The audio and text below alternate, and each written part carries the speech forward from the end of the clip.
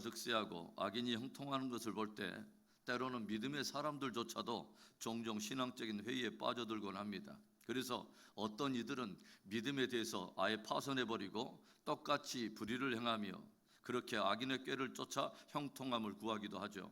그러나 하나님의 사람 다윗을 통해서 성경은 우리들에게 불의의 득세함과 악인의 일시적인 형통함을 보고 결코 불평하거나 시기하거나 원망하지 말라고, 분노하지 말라고 도전을 합니다.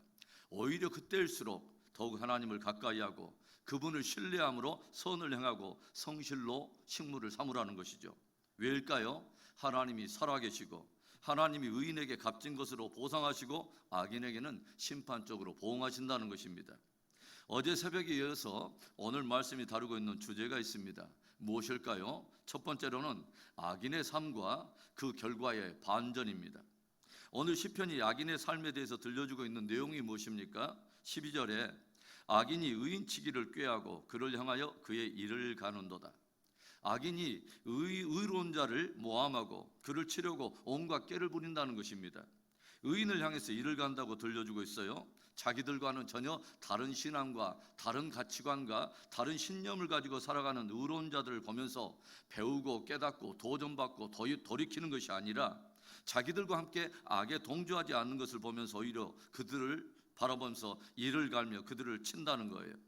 또 악인들이 보여주는 그들의 삶의 내용이 무엇입니까? 14절에도 보시면 악인이 칼을 빼고 활을 당겨 가난하고 궁핍한 자를 엎드러뜨리며 행위가 정직한 자를 죽이고자 하나 저들은 칼을 갈고 또 활을 당겨서 가난한 자, 궁핍한 자들을 엎드러뜨리고 정직한 자를 죽이려 한다는 것입니다.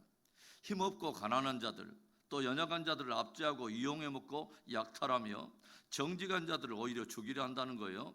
자기들의 무엇인가 이룰 수만 있다면, 자기들의 무엇인가를 소유할 수만 있다면 누군가를 무너뜨리고 심지어 죽이는 일까지도 서스럼이 없다고 하는 것입니다. 그리고 악인은 꾸고도 갚지 않는다라는 말을 들려줍니다. 자기의 어려울 때 다른 사람의 것을 꾸고서도 그것을 전혀 갚으려 하지 않는다는 거예요. 실제 갚을 수 없는 상황으로 인해서 갚지 못한 것이 아니라 갚을 수 있음에도 불구하고 의도적인 욕심을 가지고 갚지 않는다는 것입니다. 북이스라엘의 악한 왕인 아합은 자기의 기름진 포도원이 있음에도 불구하고 나봇이 가지고 있는 포도원에 눈독을 들이더니 그의 악한 부인인 이세벨이 내는 악한 계략을 따라서 결국 나봇에 대한 거짓 모함을 통해 나봇을 죽여버리고 그 포도원을 차지해버리지 않습니까? 그런데요, 여러분, 오늘 말씀은 이런 악인의 죄악과 그들의 악한 삶의 내용을 고발하면서 그 결과에 찾아오는 놀라운 반전에 대해서 들려주고 있어요. 15절에 그들의 칼은 오히려 그들의 양심을 찌르고 그들의 활은 부러지리로다. 악인들이 의인을 치르고 꾀를 내고 의인들을 향해서 칼을 겨누고 그렇게 활을 겨누는데 오히려 그 결과는 어떻게 달라집니까? 그들의 칼이 오히려 그들에게 부메랑처럼 돌아와서 자기들의 양심을 찌르고 저들의 활은 다 부러져 버린다는 것입니다. 가난한 자들과 궁핍한 자들을 엎드러지게 하고 남에게 꾸겨서 갚지 않으면서까지 자기들의 욕심을 채우고 탐심을 채우는데 그 결과는 또 어떻게 됩니까? 오히려 저들이 속히 배임을 받아 멸망하여 끊어져 버리더라는 것입니다. 불의의 득세함, 악인의 일시적 형통함에는 반드시 그것이 뒤엎어지는 반전이 있다고 하는 것이죠. 죄와 악은 그 모양이라도 버리고 늘 의에 속하고 의를 향하는 복된 저와 여러분의 삶과 신앙이 되기를 주의 이름으로 축원합니다. 오늘 말씀이 다루고 있는 두 번째 주제입니다. 의인의 삶과 그 결과의 반전입니다. 오늘 시편이 의인의 삶으로 다루고 있는 내용이 또 무엇입니까? 저들은 적은 소유를 가지고서도 기꺼이 베풀며 나눈다는 것이죠. 21절에 악인은 꾸고 갚지 아니하나 의인은 은혜를 베풀고 주는도다. 의인들의 마음이 늘 가난한 자, 연약한 자, 궁핍한 자들을 향해 있다고 하는 것을 우리가 바라보게 되죠. 성경을 보면 주님께서 늘 당신의 백성들에게 부탁하신 선행이 무엇입니까? 가난한 자와 과와 객과 또 과부와 나그네를 살피라는 그런 말씀입니다. 의인들은 자신에게 주어진 재물과 자원이 하나님께로부터 이유와 목적이 있어서 주어졌다고 하는 것을 알고서 선한 청지기가 되어 기꺼이 그것을 함께 나누며 섬긴다고 하는 것이죠. 또 의인들의 삶의 모습이 무엇입니까? 악인들은 까닭없이 악한 꾀를 내어서 자기들을 치고 무너뜨리려 하는데 함께 악으로 대하지 않고 오히려 선으로 끝까지 대하며 의와 믿음을 지킨다고 하는 것이죠. 묵묵하게 선을 행하면서 성실로 식물을 삼으며 살더라고 하는 것입니다. 그런데 그들에게 찾아온 대반전은 무엇입니까? 19절에 그들은 환난 때에 부끄러움을 당하지 아니하며 기근의 날에도 풍족할 것이나. 참 이상한 게 기꺼이 섬기며 나눴으면 그 소유가 마르고 동이 나야 될 텐데 오히려 환난의 날에도 궁핍하지 않고 기근의 날에 오히려 저들이 풍족함을 누리게 되더라고 하는 거죠. 악한 자의 꾀와 저들의 모함과 공격으로 인해서 의로운 자가 무너지고 오히려 쓰러져야 하는데 오히려 악한 자들은 끊어지고 쓰러질지라도 선으로 악을 갖고 의를 지킨 의로운 자들이 더 견고하게 서고 마침내 땅을 차지하게 되더라고 하는 것입니다. 오늘 시편 기자는 자기의 삶을 통해서 경험하고 확증하게 된 하나의 의미 있는 어떤 말을 들려주는데 25절과 26절의 말씀입니다.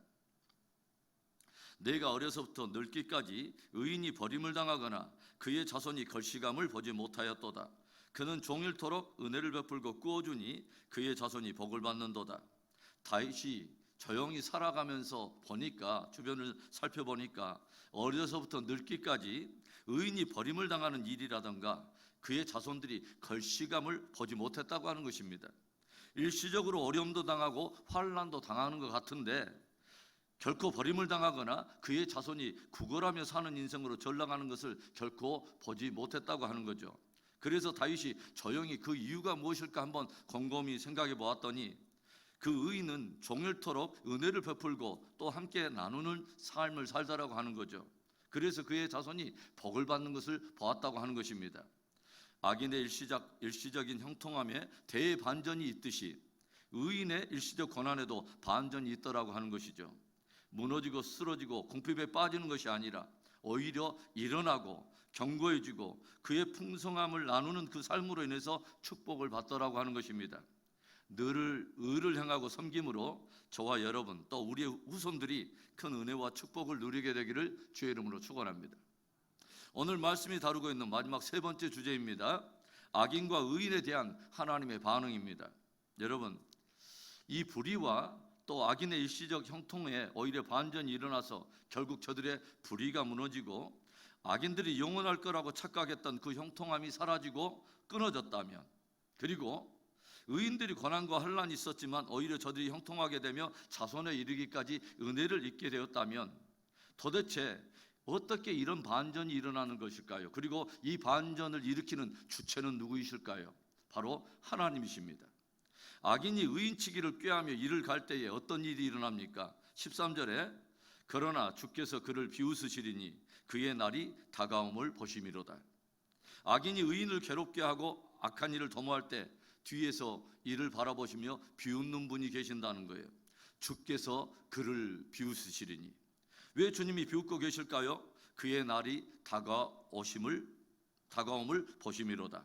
즉 악인이 자기의 멸망의 날을 알지 못하고 그 헛되고 위험한 일을 행하고 있는 것을 보면서 주께서 비웃으신다는 거죠. 그런데요, 주님은 악한 자의 날을 바라보고 그것을 또 비웃으시는 것만은 아닙니다. 18절에 보니까 여호와께서 온전한 자의 날을 아시나니 그들의 기업은 영원하시리로다. 하나님께서는 악인의 멸망과 끝날도 아시지만 의인의 의가 드러나고 결국 그 선행이 밝히 드러나서 완전히 회복되고 축복을 누리게 되는 그 축복의 날도 알고 계신다고 하는 거죠. 결국은 악인을 그 악과 더불어 끊어버리는 분이 하나님이요, 의인을 그 의와 더불어 회복시키고 은혜를 베푸시는 분이 또한 하나님이라고 하는 사실입니다. 17절에 악인의 팔은 부러지나 의인은 여호와께서 붙드시는도다. 의인을 향하여 칼을 갈고 화를 겨누던 악인의 팔이 오히려 부러지고 연약한 자를 섬기고 은혜를 베풀던 의로운 자들을 굳게 붙드신 분이 하나님이라고 하는 것입니다. 그렇다면 이 모든 말을 지금 우리에게 들려주는 시편 기자가 우리를 향해서 들려주는 결론과 같은 메시지는 뭐예요? 그러기에 하나님을 의지하고 의를 행하라는 것입니다. 하나님을 신뢰하고 반전의 날이 있다고 하는 것을 기억하고 여상하게 의를 행하고 성실로 식물을 삼아 보라는 것입니다. 불의와 악인의 일시적인 형통을 보고 부러워하지 말고 시선도 두지 말고 여성하게 의와 믿음을 지키라는 것입니다. 의와 믿음을 지키며 하나님의 이 크고 놀라운 반전을 늘 경험하며 사는 저와 여러분이 되기를 주의 이름으로 축원합니다.